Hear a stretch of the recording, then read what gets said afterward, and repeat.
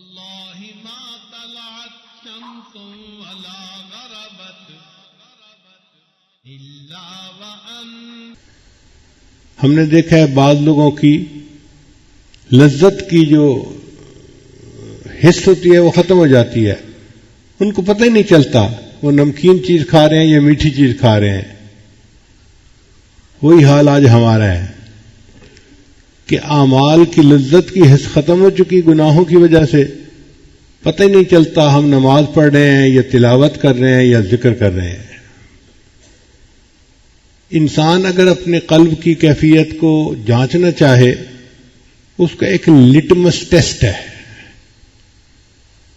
Litmus test کہتے ہیں کہ آپ کے پاس ایک چھوٹی سی کوئی یعنی پرزہ ہے کاغذ کا، اس کو آپ ڈبوئیں سولوشن میں اور پھر بتا دیں کہ جی اب شوگر کم ہے، شوگر زیادہ ہے، فلاں ہے فلاں ہے، آسانی سے پتہ چل جاتا ہے.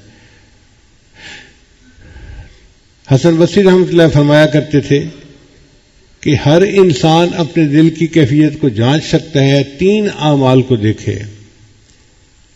اگر اس کا دل ذکر میں لگتا ہے، دل چاہتا ہے کہ مجھے ٹائم ملے میں لمبا مراقبہ کروں، میں لمبا بیٹھ کے لا الہ الا اللہ کی تحلیل کے ساتھ ذکر کروں، اگر دل اس کے لیے ترستا ہے کہ مجھے ایسا ٹائم ملے تو اس کا مطلب ہے ذکر کی لذت ہے.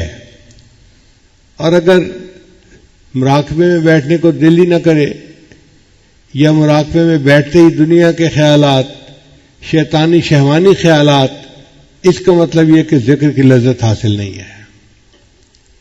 ہمارے بعض بزرگ گھنٹوں مراقبہ کرتے تھے. چنانچہ حضرت مولانا حسین علی وہاں بچنا والے ایک بزرگ گزرے ہیں، بڑے مفسر قرآن تھے. ہمارے حضرت نے ان سے تفسیر قرآن کا علم سیکھا. حضرت فرماتے تھے کہ وہ عشاء کے بعد مراقب ہوتے تھے اور پوری رات مراقب رہتے تھے. ان کے ہاں خانقاہ میں مراقبے کی ابتدا ہوتی تھی تو اختتامی دعا نہیں ہوتی تھی. مریدین کو کہا ہوا تھا کہ جو بندہ تھک جائے وہ اٹھ کے چلا جائے. ایک گیا، دوسرا گیا، تیسرا گیا، حتیٰ کہ سب اٹھ کے چلے جاتے تھے. حضرت اکیلے رہ جاتے تھے. جب دیکھتے کہ کوئی بھی اور نہیں تو تہجد کی نیت باندھ لیا کرتے تھے. پوری رات اللہ کی یاد میں گزار دینا. مصر کے ایک بڑے بزرگ گزرے ہیں، سید بدوی رحمت اللہ علیہ. ان کے بارے میں آتا ہے کہ وہ 40 دن کا مراقبہ کیا کرتے تھے. تو مجھے حیرت ہوئی کہ 40 دن کا، تو کتاب میں تفصیل لکھی ہوئی تھی کہ وہ صرف نماز کے لیے اٹھتے تھے اور جماعت کے ساتھ نماز پڑھ کے پھر مراقب، یا کسی وقت بھوک پیاس کی وجہ سے اٹھتے تھے اور کھانا کھا کے پھر مراقب. 40 دن وہ مراقبے ہی کی صورت میں گزارا کرتے تھے. اور اس کی وجہ سے ان کے چہرے پہ اتنا نور آ گیا تھا کہ لوگ ان کے چہرے کی نورانیت کو دیکھ نہیں سکتے تھے. تو آخری عمر میں وہ چہرے کو چھپایا کرتے تھے. جیسے عورتیں چہرے پہ نقاب رکھتی ہیں نا پردے کی وجہ سے، وہ اس طرح چہرے پہ نقاب رکھتے تھے. ایک مرتبہ ان کے خادم نے کہا کہ مجھے اتنا عرصہ ہو گیا خدمت کرتے ہوئے، آپ مجھ سے بھی چہرہ چھپاتے ہیں، مجھے تو اپنا چہرہ چھپا دیجیے. تو انہوں نے چہرے سے نقاب ہٹایا تو ان کا مرید جو تھا وہ وہیں غش کھا کر گرا، بے ہوش ہو گیا. اور یہی حال حضرت موسیٰ علیہ السلام کا تھا. جب ان پر تجلی پڑی تھی اس کے بعد لوگ ان کے چہرے کی نورانیت کو دیکھ نہیں سکتے تھے. تو سید بدوی رحمت اللہ علیہ کی بھی کیفیت یہی تھی. اتنا اللہ کا ذکر کرتے تھے کہ 40 دن تک مراقبہ کرتے تھے. اور بعض ہمارے بزرگ پوری رات مراقبہ کرتے تھے. کیوں؟ ان کو ذکر کی لذت ملتی تھی. اللہ کے بڑے مزے جو بھی چاہے وہ چکھ لے. یہ تو کر کے دیکھنے کا کام ہے. اگر شروع میں لذت محسوس نہیں ہوتی تو استغفار کریں، اللہ سے دعائیں مانگیں اور کوشش کریں. چند دنوں کے اندر ذکر کی لذت ملنی شروع ہو جائے گی. پھر ایسا مزہ آئے گا کہ دل چاہے گا کہ میں مراقبے میں بیٹھوں اور کوئی مجھے ڈسٹرب نہ کرے. ایسے بھی لوگ ہیں دنیا میں جو روزانہ کے معاملات کرنے سے پہلے 2 رکعت نفل پڑھتے ہیں. یا اللہ اب میں معاملات میں بیٹھ رہا ہوں, کوئی بندہ نہ آ جائے جو مجھے ڈسٹرب کرے. تو گھنٹوں ذکر کرنا مشکل نہیں ہے, مگر اس کی لذت مل جائے تو. آج بچوں کو دیکھو, آئی پیڈ کے اوپر گھنٹہ 2 گھنٹے بیٹھنا کوئی مشکل نہیں ان کے لیے. اگر ایک بچے کو آئی پیڈ پہ تصویریں دیکھنے کا اتنا مزہ آتا ہے تو اللہ والے جو ذکر میں بیٹھتے ہیں ان کو بھی اپنے دل کی سکرین پہ پتہ نہیں کیا دیکھنے کا مزہ آتا ہے. رہوں بیٹھا میں اپنا سر جھکا کر,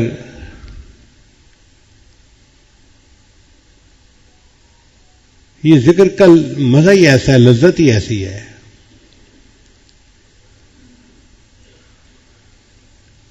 ویسے ایک دستور ہے کہ دنیا میں کسی بھی بڑے آدمی کو آپ ملنے کے لیے جائیں تو آپ کو انتظار میں بیٹھنا پڑے گا. مثلاً آپ جائیں جی میں پولیس کے بڑے سے ملنا ہے, تو یہ نہیں ہو سکتا کہ آپ جائیں اور سیدھا دفتر میں اس کے سامنے جا کے بیٹھ جائیں. آپ کو دفتر کے بعد انتظار کرنا پڑے گا. جی صاحب میٹنگ میں فارغ ہوں گے, آپ سے بات کریں گے. آپ کسی بڑے مفتی کے پاس جائیں, کسی بڑے آدمی کے پاس جائیں, جس بڑے کے پاس بھی جائیں گے آپ کو انتظار کرنا پڑے گا.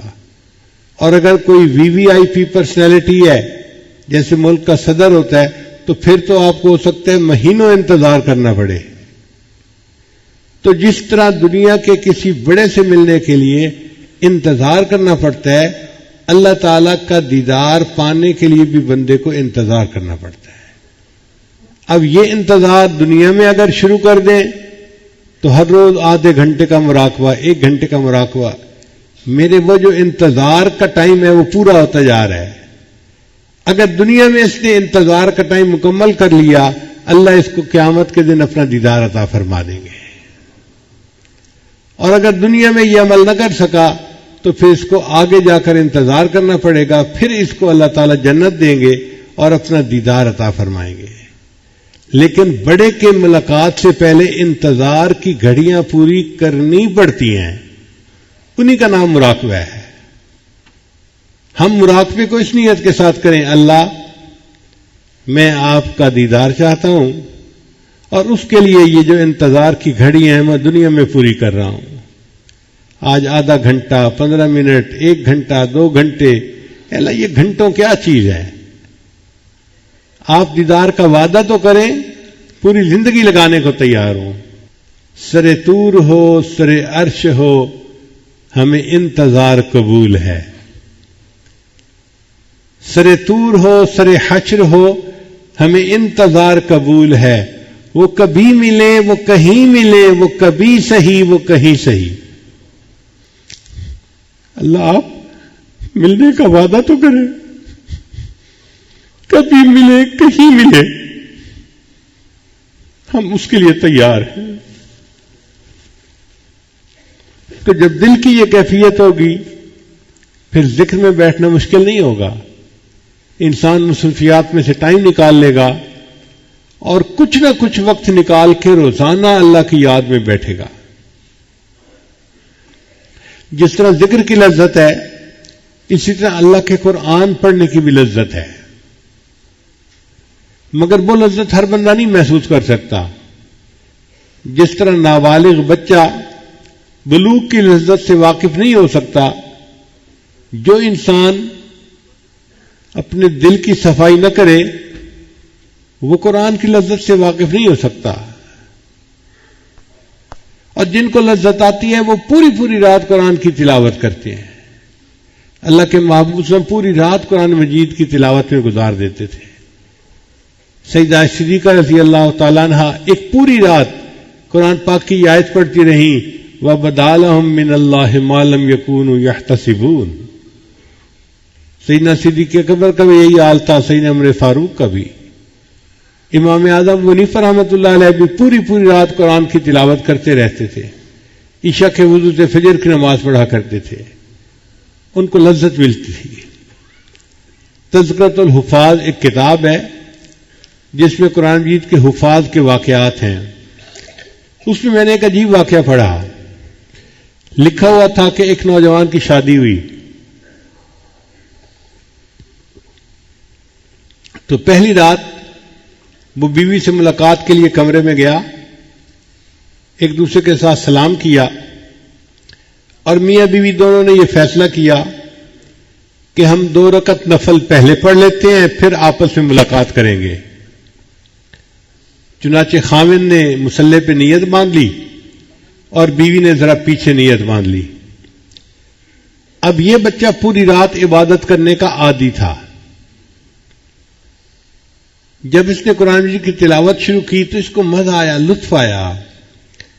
یہ قرآن مجید پڑھتا رہا حتیٰ کہ فجر کی اذان کا وقت ہو گیا. جب سلام پھیرا تو اس وقت اس کو محسوس ہوا اور میری تو شادی کی پہلی رات تھی اور بیوی تو میرے پیچھے بیٹھے میرا انتظار کر رہی ہے. بیوی نے بھی کہا آپ خود بھی تھکے اور آپ نے مجھے بھی ساری رات تھکا دیا. تو وہ نوجوان کہنے لگا اچھا میں فجر کی نماز پڑھنے جاتا ہوں, واپس آؤں گا پھر ہم ملاقات کر لیں گے. فجر کی نماز پڑھی تو دوستوں سے ملاقات ہو گئی. تو نوجوان بچے آپس میں باتیں تو کرتے ہی ہیں. کسی نے کہا بتاؤ بھائی بیوی سے ملاقات ہوئی تو کیسی بیوی ملی تمہیں؟ وہ سچ کا زمانہ تھا, جھوٹ نہیں بولتے تھے. اس نے کہا جی میری تو بیوی سے ملاقات ہی نہیں ہوئی. وہ کہنے لگے تو بھی کیسا مرد ہے کہ بیوی ساری رات تیرے پاس رہی, تیرے کمرے میں رہی اور تو کہتا ہے کہ ملاقات کا وقت ہی نہ ملا.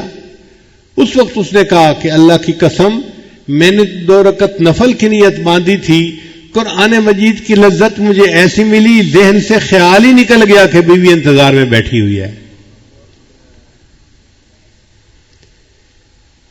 تو ذکر کی اپنی لذت ہے, قرآن مجید کی اپنی لذت ہے اور نماز کی اپنی لذت ہے. سب سے پہلے درجے پر ہے ذکر کی لذت, پھر اس سے اونچے درجے پہ ہے قرآن مجید کی لذت اور اس سے بھی اونچے درجے پہ ہے نماز کی لذت. ذکر کی لذت ایسی ہے جیسے کوئی دور سے بیٹھ کے محبوب کو یاد کرتا ہے, اس کو بھی مزہ آتا ہے. جو دور سے بیٹھا اپنے محبوب کے خیالات میں مگن ہے اس کو مزہ آتا ہے. ذکر کی لذت ایسے ہی ہے. اور قرآن مجید کی لذت ایسے ہے جیسے کوئی اپنے دوست سے ٹیلی فون پہ گفتگو کر رہا ہو. تو یاد کرنے کا مزہ کم ہے, گفتگو کرنے کا مزہ اس سے زیادہ ہے. اور نماز کی لذت ایسے ہے جیسے محبوب کے سامنے بیٹھ کے اس کا دیدار کر رہا ہو اور بات چیت کر رہا ہو, اس کا مزہ سب سے زیادہ ہے.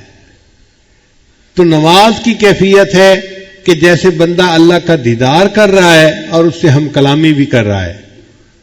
اس لیے نبی صاحب نے فرمایا ان تعبد اللہ کا انک ترا, تو اللہ کی عبادت ایسے کر جیسے تو اسے دیکھتا ہے. فإن لم تکن تراہ فإنہ یراک, اور اگر تیری یہ کیفیت نہیں تو کم از کم اتنی کیفیت حاصل کر لے کہ اللہ تجھے دیکھ رہا ہے, تو اللہ کے سامنے کھڑا ہے. ایسی نماز کو بنانا ہم میں سے ہر بندے کے لیے لازم ہے.